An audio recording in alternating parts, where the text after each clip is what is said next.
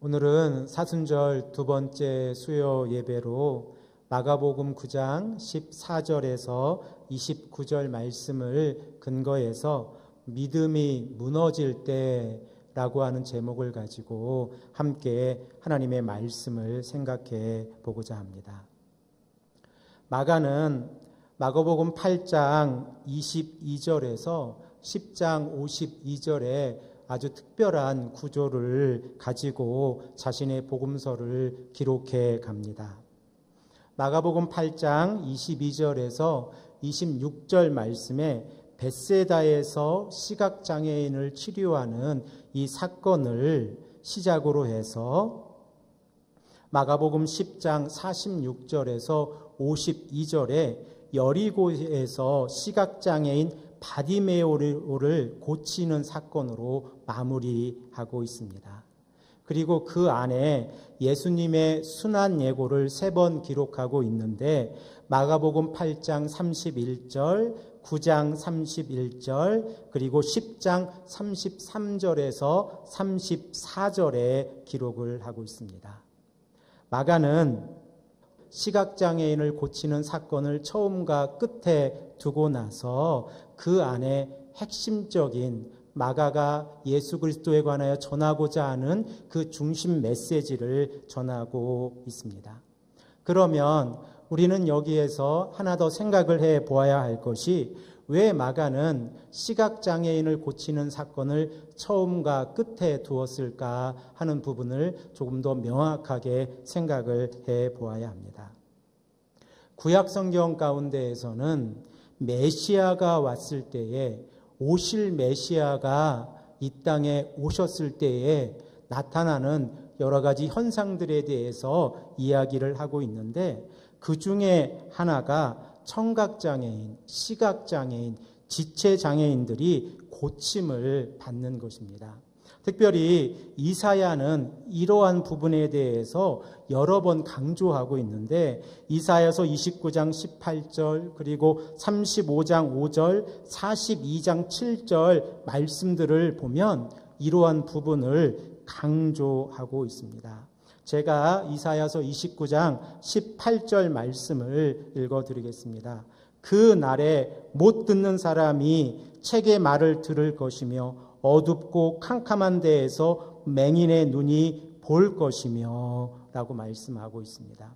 이사야는 이사야서 29장 17절에서 24절까지의 말씀을 통해서 메시아가 도래했을 때에 그 날이 왔을 때에 3가지 변화가 일어날 것이다 라고 말씀하고 있는데 그 첫 번째가 육체적인 변화이고 그리고 그 두 번째가 영적인 변화로 겸손해지는 것이고 그리고 그 세 번째가 사회적인 변화로 약한 자가 억눌림으로부터 벗어나는 것입니다.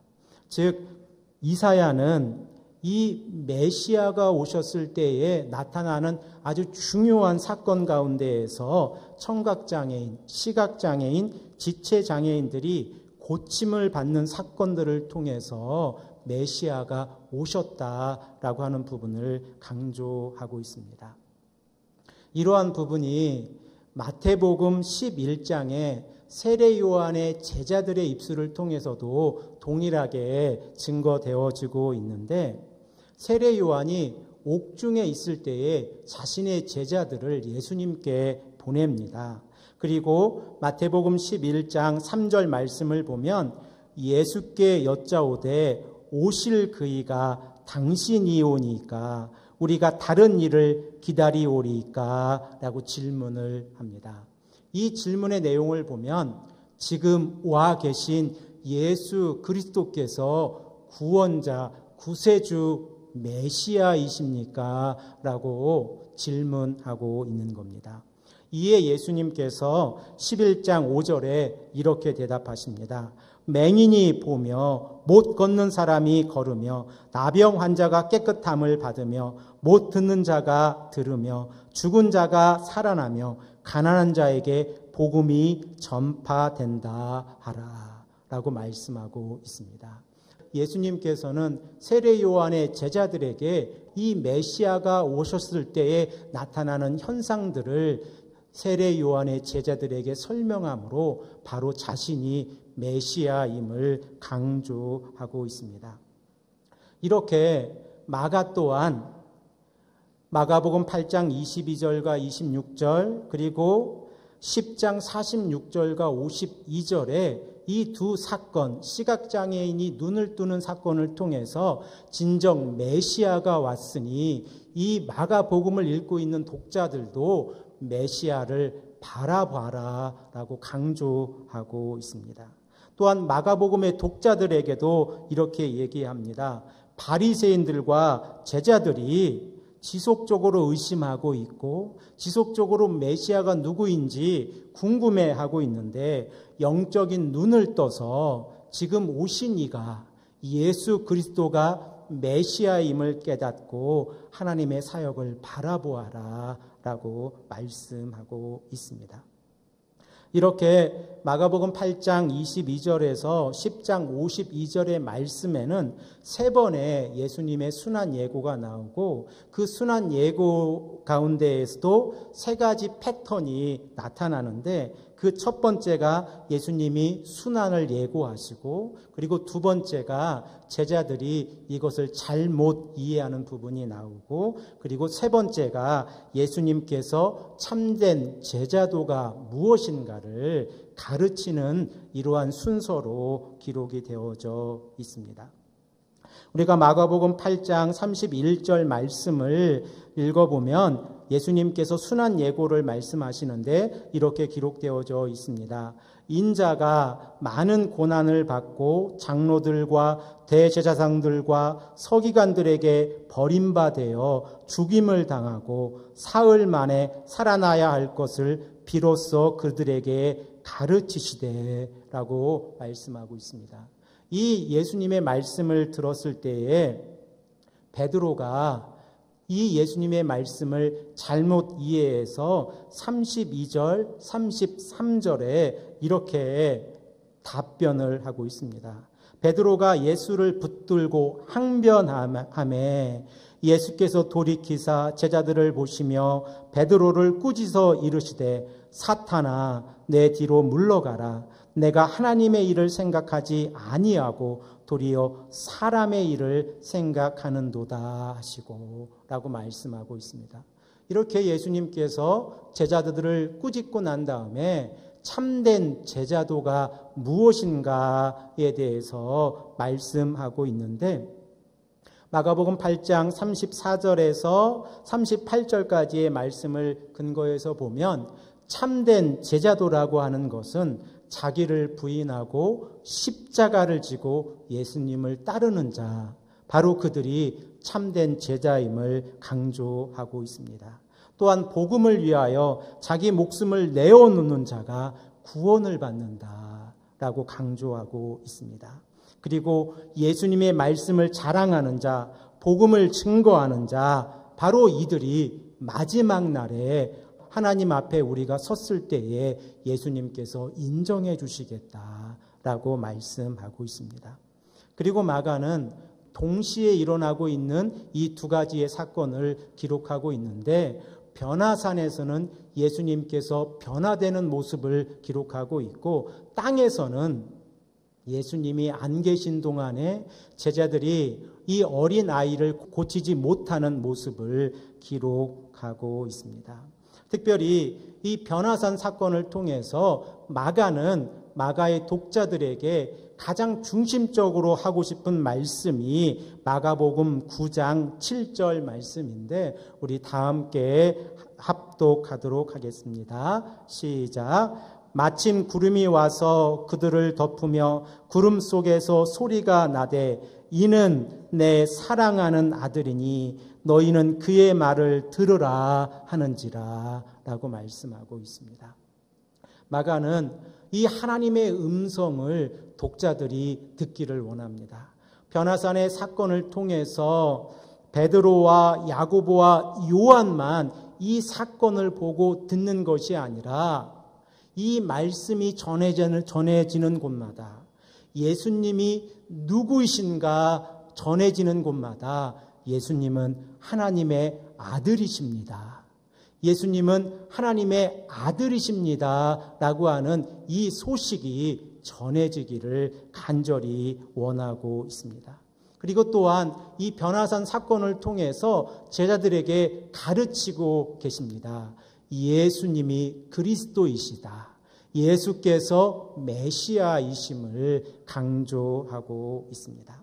그런데 이렇게 변화산 사건이 일어나고 있었을 때에 예수님께서 부재 중에 계실 때에 제자들의 모습은 어떠했습니까?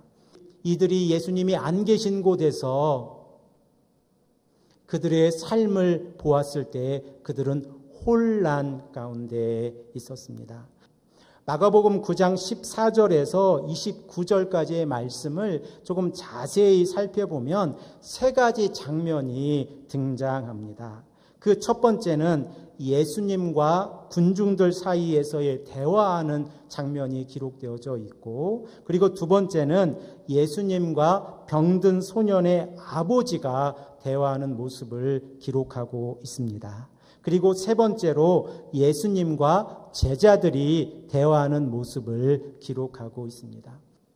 먼저 우리가 함께 생각해 볼 말씀은 14절에서 19절까지의 말씀인데, 예수님과 군중들 사이에서의 대화하는 그 모습을 통해서 제자들의 믿음이 결핍되었을 때에 어떠한 문제가 발생했는지를 알 수 있습니다. 제자들은 서기관들과 논쟁 가운데 있었습니다.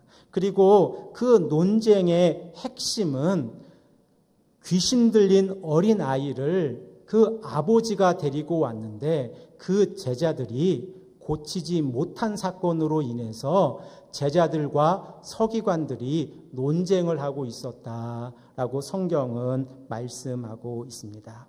그리고 16절 말씀을 보면 예수께서 물으시되 너희가 무엇을 그들과 변론하느냐, 이렇게 예수님께서 말씀하고 있습니다. 이에 대한 대답으로 무리의 대표로서 이 어린 아이의 아버지의 대답이 17절에서 18절에 기록되어져 있습니다. 무리 중에 하나가 대답하되 선생님, 말 못하게 귀신 들린 내 아들을 선생님께 데려왔나이다. 귀신이 어디서든지 그를 잡으며 거꾸러져 거품을 흘리며 이를 갈며 그리고 파리해지는지라. 내가 선생님의 제자들에게 내쫓아 달라고 하였으나 그들이 능히 하지 못하였더이다 라고 말씀하고 있습니다. 이 어린 아이의 아버지는 자신의 아들을 예수님의 제자들에게 데리고 왔을 때에 한편의 믿음이 있었습니다. 그 믿음은 자신의 아들이 고침을 받는다는 그러한 믿음 가운데 있었습니다. 하지만 예수님의 제자들은 이 어린 아이를 고치지 못했습니다. 마가복음에서는 예수님께서 제자들에게 귀신을 내쫓는 권능을 허락해 주셨습니다. 예수님께서는 또한 자신의 사역을 통해서 어떻게 귀신을 내어 쫓는지도 보여주셨습니다. 하지만 오늘 본문에 기록되어져 있는 제자들은 이 어린 아이를 고치지 못하고 있었습니다. 왜 이런 문제가 발생했을까?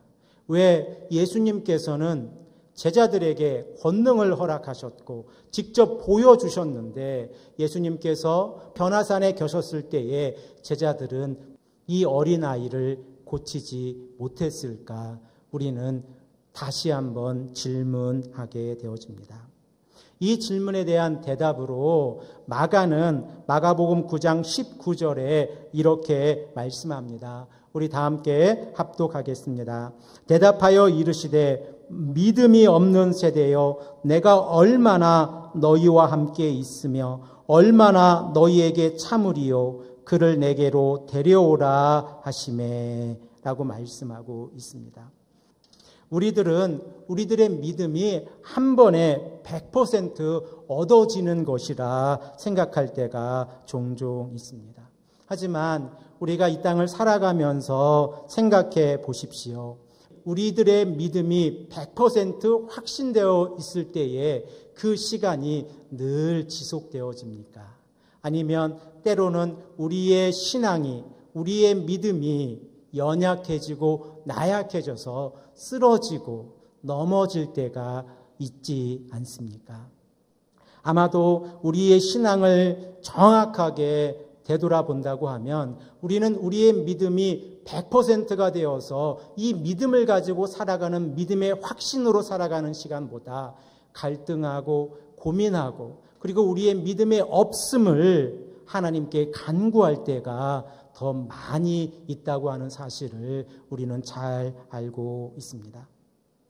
제자들의 마음 가운데에서도 이미 자신들은 귀신들을 내쫓는 권능을 가지고 있었기 때문에 이 어린 아이를 고치는 이 사건은 제자들에게 아주 쉬운 사건이라고 생각했을지도 모릅니다.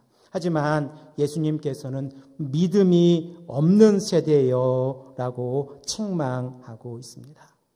우리 또한 그렇지 않습니까?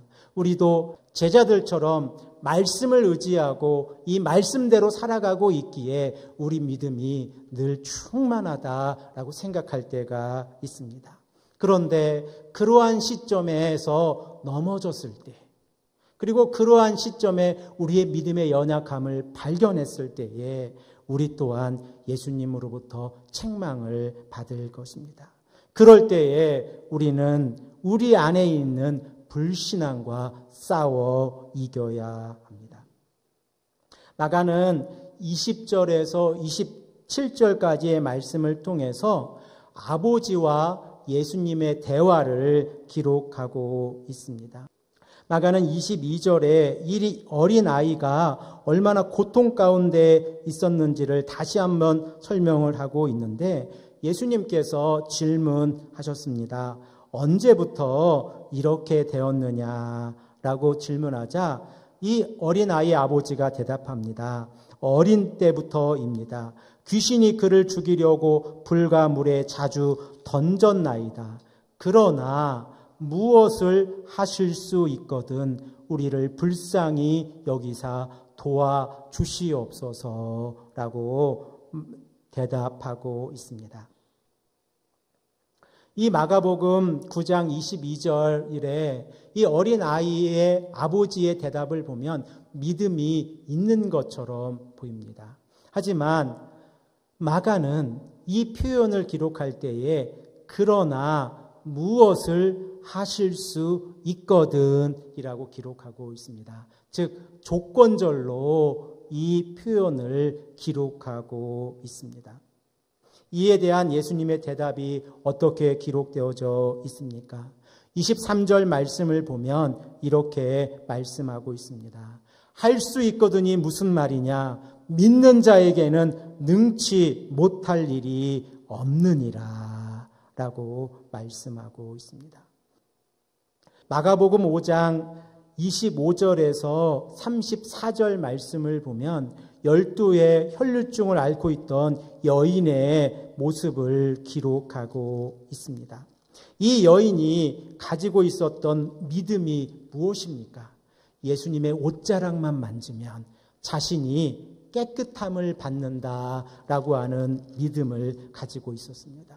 그러기에 이 여인은 예수님의 옷자락을 만지기 위해 최선의 노력을 다했고 이로 인해서 예수님의 능력이 이 12의 혈루증을 앓고 있던 여인에게 흘러갔습니다. 그리고 그 여인은 깨끗함을 받았습니다. 그리고 예수님께서 어떻게 이 여인을 칭찬하십니까? 마가복음 5장 34절 말씀을 보면 이렇게 기록되어져 있습니다.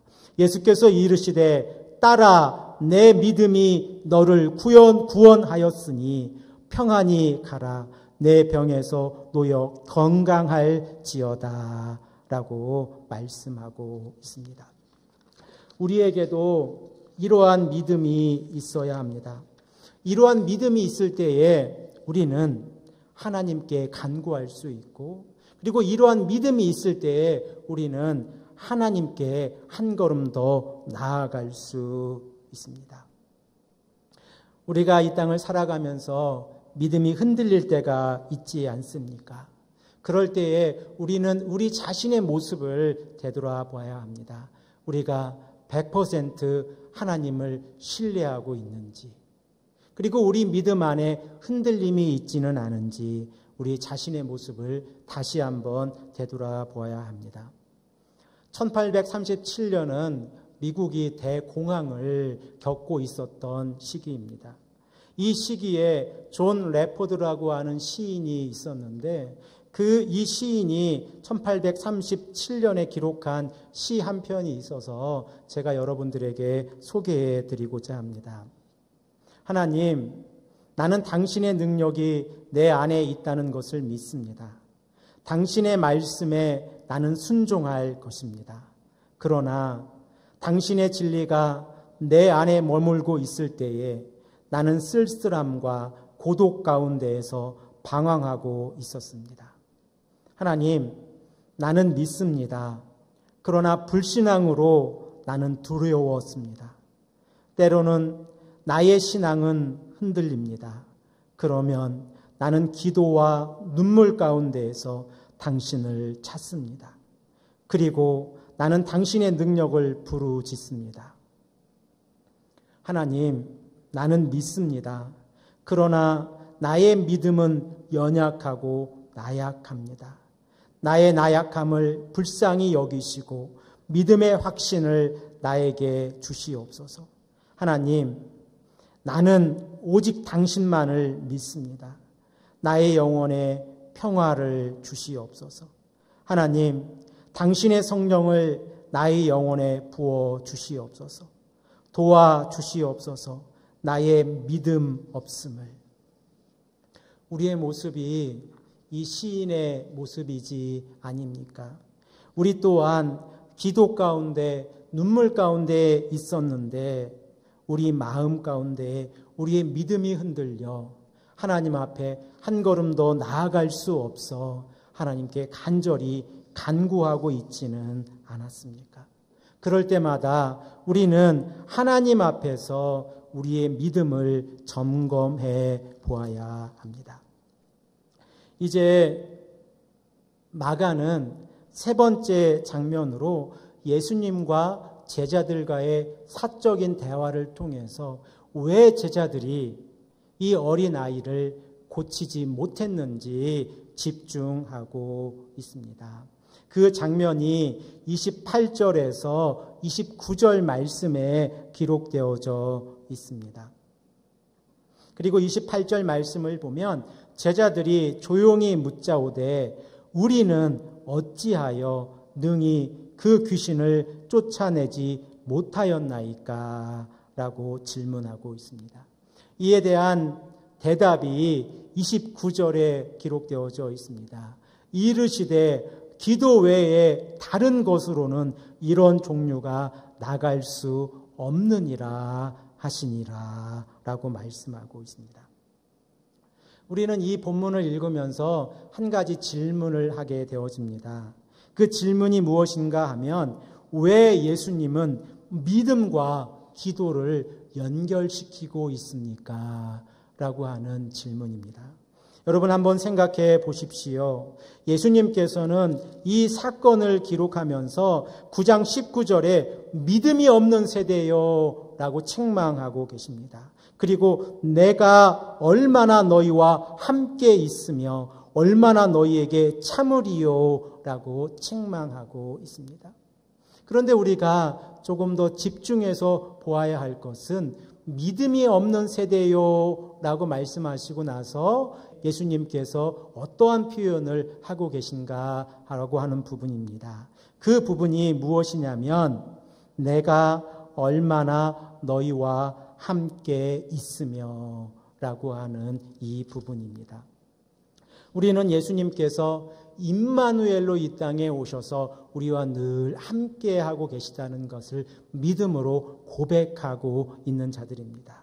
그런데 우리의 신앙을 되돌아 보십시오. 우리는 언제 믿음이 흔들립니까? 임마누엘의 신앙이 깨어질 때 우리의 믿음이 흔들립니다. 우리는 언제 하나님 앞에서 우리가 간절히 기도하고 있는 부분이 해결받지 못합니까? 임마누엘의 신앙이 깨어질 때입니다. 임마누엘의 신앙이 우리와 늘 함께하고 있다고 하는 것은 내 안에 예수 그리스도께서 사시는 것입니다. 그리고 내 안에 예수 그리스도께서 사신다고 하는 것은 하나님의 말씀에 순종하며 살아가는 것입니다. 복음을 위하여 우리의 목숨을 내어놓을 수 있는 것은 내 안에 예수 그리스도께서 사시는 것이고, 그리고 또한 마가가 참된 제자도로 소개하고 있는 것처럼 우리 자신을 부인하고 십자가를 지고 예수님을 따라가는 것입니다. 그러므로 우리가 믿음과 기도를 연결시킨다고 하면 우리의 믿음의 근원이 어디로부터 나오는지를 먼저 확인해야 합니다. 우리의 믿음의 근원은 하나님, 예수님, 성령님의 능력, 삼위 하나님의 능력으로부터 나온다고 하는 사실입니다. 그러므로 우리가 믿고 있다고 하는 것은 우리가 임마누엘의 하나님과 함께 있는 것입니다. 그리고 또한 우리가 믿고 있다고 하는 것은 우리가 지금 기도하고 있는 겁니다. 그러면 기도는 어떠한 역할을 합니까? 우리의 믿음이 현재 예수님과 함께 있다고 하는 것을 확증하는 역할을 합니다. 우리가 믿고 있다고 하고 우리가 기도하고 있다고 하는 것은 우리 공동체가 하나님과 함께 있다고 하는 확증입니다. 만일 우리가 믿고 있다고 하면서 기도하고 있지 않는다고 하는 것은 우리는 하나님과 함께하고 있지 않는다는 겁니다. 우리는 예수님과 함께하고 있지 않는다는 겁니다. 마치 오늘 본문에서 기록하고 있는 이 제자들이 자신들의 능력으로 이 어린 아이를 고치려고 했을 때에 그들은 실패했습니다. 왜 그렇습니까? 믿음의 현재성, 예수님의 능력을 전적으로 신뢰하지 아니하고 그들이 기적을 행하려고 했기 때문에 그렇습니다. 그러므로 믿음과 기도를 연결시키는 이 예수님의 말씀을 우리가 이해하고 있다고 하는 것은 우리가 기도할 때에 예수님과 동행하고 있다는 사실입니다. 우리가 날마다 기도하고 있습니까? 그러면 우리는 예수님과 동행하고 있는 겁니다. 우리가 기도하고 있습니까? 그러면 우리는 우리의 기도를 통해서 예수님께 우리의 신앙을 표현하고 있는 겁니다. 그리고 그 기도 가운데 우리 자신을 부인하고 하나님의 뜻을 따라 간절히 간구하고 있다고 하면 우리는 하나님의 마음에 합한 자, 하나님이 기뻐하시는 자, 하나님이 미쁘다 칭찬하는 자들이 되어질 것입니다. 그러므로 우리가 이 땅을 살아가면서 믿음의 결핍을 느낄 때에, 그리고 믿음이 무엇인가 고민하고 있을 때에 가장 먼저 해야 할 것은 기도입니다. 그리고 그 기도를 통해서 하나님, 예수님, 성령님과 동행하는 삶을 살아갈 수 있습니다. 기도를 통해서 하나님의 무한하신 능력을 우리의 삶에 나타낼 수 있습니다.